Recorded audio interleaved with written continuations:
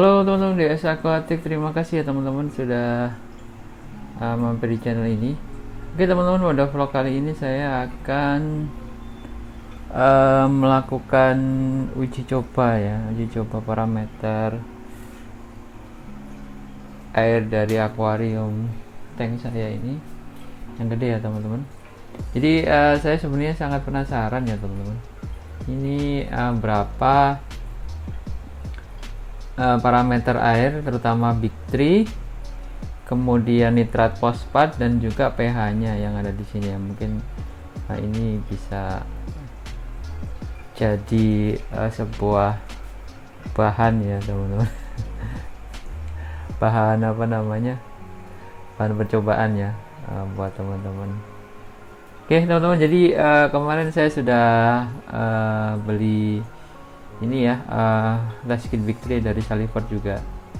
Jadi ada 3 ini, KH, CAMG, dan kemudian saya juga rencana akan testing juga nitrat, fosfat dan juga pH. Jadi ada 6 testing yang akan saya lakukan. Nah di sini saya sudah siapkan beberapa isian ya teman-teman. Jadi di sini ada target ya teman-teman. Jadi ini saya pakai untuk referensi. Jadi kalau teman-teman lihat di salah satu website RedSea ya, gimana parameter yang disarankan dari mereka ya untuk mencapai, misalkan teman-teman memelihara mixed reef atau misalkan SPS atau SPS dominan atau SPS saja, nanti mereka akan ngasih referensi berapa parameter yang harus dituju ya teman-teman, atau istilahnya referensi. Jadi di sini ini adalah settingan untuk kelihatan ya. Jadi ini settingan untuk mixed reef ya teman-teman. Jadi nanti saya akan kasih linknya di deskripsi. Jadi teman-teman bisa coba cek di sana dan bandingkan. Jadi di sini untuk target untuk mixed reef sesuai dengan dari rekomendasi dari RedSea itu ada 35 ppt, kemudian 45 ppm untuk CA-nya ya. Untuk MG-nya itu 1390 ppm. Terus alkalinity atau KH-nya ini ya, ini 12 DKH. Terus kemudian untuk nitratnya sarankan 2 ppm dan untuk fosfatnya 0,1 ppm ya teman-teman. Jadi itu ya, ini yang akan kita gunakan sebagai referensi karena ini mixed reef ya teman-teman. Jadi ada LPS, ada Softius juga mungkin ya. Terus kemudian ada SPS sana, ada Digitata. Terus kemudian saya kemarin tambahin juga ini ya, Monty ya, ada 2 ya di sana. Nggak tahu ini berapa, ini kemarin baru saya masukin. Maaf ya, ini nggak pakai lensa jadi biru semua. Terus kemudian itu aja sih teman-teman. Jadi saya akan lakukan pengetesan dari ke-6 test kit ini dan kita akan lihat hasilnya dan kita bandingkan seberapa off-nya ini dari target ini atau seberapa parameter dari akuarium saya yang ini sengaja memang saya nggak ganti air ya. Ganti air selama 1 bulan, mungkin 1 bulanan lah, hampir 1 bulan. Jadi saya penasaran, pengen tahu berapa kadarnya setelah 1 bulan tanpa ganti air ya. Kurang lebih 1 bulan lah tanpa ganti air. Kita lihat apakah dia sangat off sekali, ngedrop sekali dengan standarnya yang akan kita pakai. Dan itu aja sih teman-teman. Oke, jadi saya akan jelaskan lagi di video setelah ini ya teman-teman. Setelah saya testing semuanya nanti saya akan bahas. Oke, terima kasih. Halo teman-teman DS Aquatic, masih lanjut lagi ya teman-teman dengan video ini. Jadi saya sudah lakukan 6 tes ya, 6 tes parameter air untuk akuarium air saya ini ya teman-teman. Jadi lumayan banyak yang off ya teman-teman, seperti teman-teman di sini. Oke, jadi saya akan membahas satu persatu ya teman-teman. Jadi ini ya, jadi target untuk mix drift ini ya kurang lebih seperti ini ya teman-teman. Jadi untuk salinity 3 ppt, kemudian CA nya 465, MG nya 1390, alkalinity 12 dkH, nitra 2 ppm, fosfat 0,1 ppm ya teman-teman. Oke, jadi hanya parameter nitra dan fosfat ya teman-teman. Kalau teman-teman di sini yang udah oke ya. Jadi pH juga saya rasa 8 udah oke ya. 8 untuk koral itu udah bagus, 8 sampai 8,7 kalau nggak salah. Jadi tolong koreksi kalau saya salah teman-teman.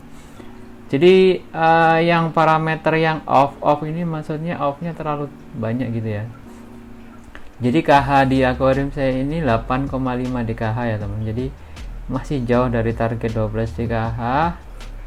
Kemudian salinity, salinity ini ternyata masih off juga teman.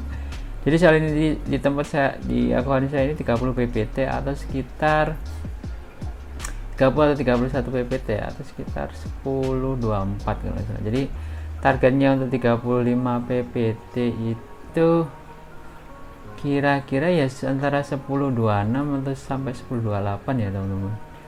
Sebenarnya itu ya. Oke. Jadi untuk salinity-nya targetnya nanti harus saya naikkan, saya benerin dulu. Kemudian KH ini yang off-nya lumayan karena targetnya 12 ya teman-teman. Sedangkan untuk magnesium dan Ca ini lebih ya.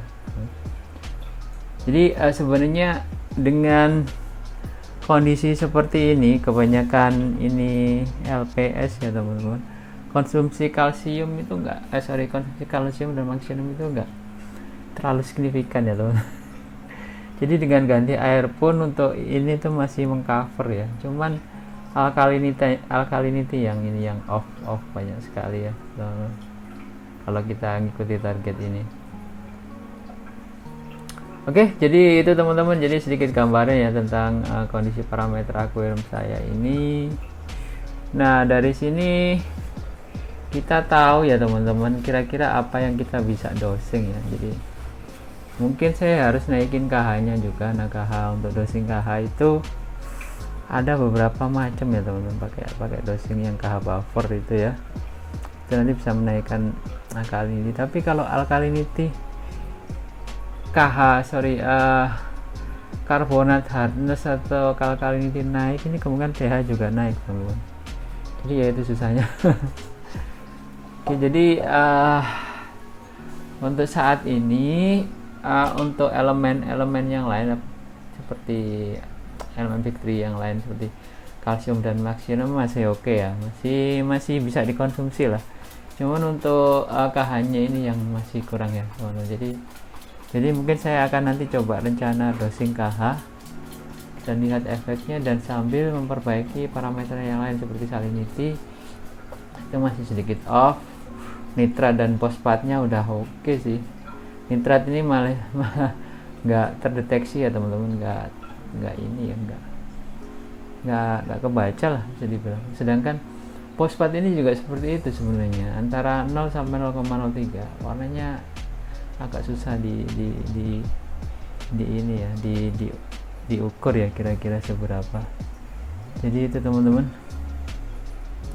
Jadi itu ya teman-teman. Jadi pada konten video kali ini dengan parameter seperti itu sebenarnya masih oke sih, masih oke walaupun saya nggak ganti air selama 1 bulan. Parameter air itu masih oke sebenarnya, walaupun nggak diganti air itu saya pikir dalam 1 bulan ini juga nggak masalah sebenarnya.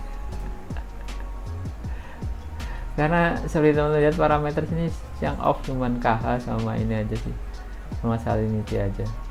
Lainnya masih oke dengan konfigurasi kurang lebih